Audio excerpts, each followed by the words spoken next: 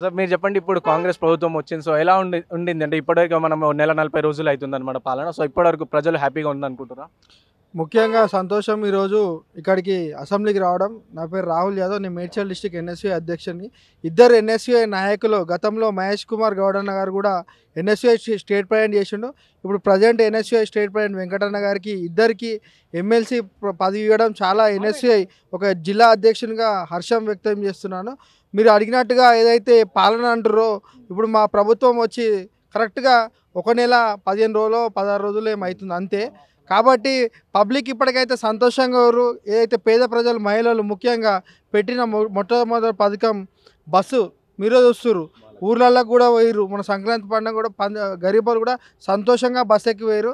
మహాలక్ష్మి పథకం కూడా సక్సెస్ అయింది. అదేవిధంగా ఇప్పుడు రాబోయే రోజులలో విద్యుత్తు అదేవిధంగా ఇప్పుడు సిలిండర్ 2 పథకాలు కూడా అమలు చేస్తారు. పబ్లిక్ అయితే సంతోషంగా ఉర్రన్న. మీరు కూడా గ్రౌండ్ రిపోర్ట్ తెలుసుకోండి. మళ్ళా ఈ తెలంగాణ రాష్ట్రంలో కూడా 9.5 ఏళ్ళు ఎట్లయితే వెనుకకు పోయినామో ఈ 5 ఏళ్ళలోనే కాంగ్రెస్ ప్రభుత్వం వచ్చింది. ఏదైతే గరీబోల పాలన ఎట్లుందో ఈ 5 ఏళ్లలో కూడా మీరు చూస్తారన్న.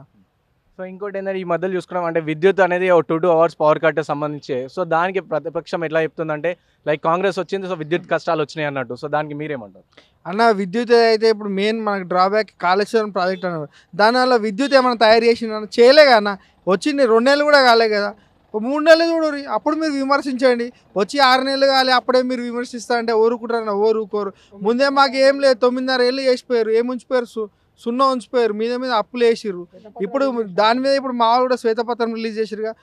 మాకు ఒక చాయిస్ ఇయ్యరు. 5 ఏళ్ళు చూడండి మా పరిపాలన ఎట్లుంటుంది. అప్పుడు మీరే నెక్స్ట్ టైం కూడా కాంగ్రెస్ అవ్వాలని ప్రజలు కూడా కోరుకుంటారన్న. సో ఇది కాంగ్రెస్‌కి సంబంధించిన నాయకులు గానీ, ఇటు ఎన్ఎస్‌యుఐకి సంబంధించిన నాయకులు గానీ చెప్తున్న వర్షం. అండ్ సో ముఖ్యంగా ఏదైతే ఎన్ఎస్‌యుఐ వాళ్ళ బల్మూరు వెంకట్‌కి గానీ, మహేష్ కుమార్ గౌడ్‌కి గానీ ఏదైతే టికెట్స్ ఇచ్చిర్రో సో దానికి సంబంధించి వాళ్ళందరూ హర్షం వ్యక్తం చేస్తున్న పరిస్థితి ఇక్కడ.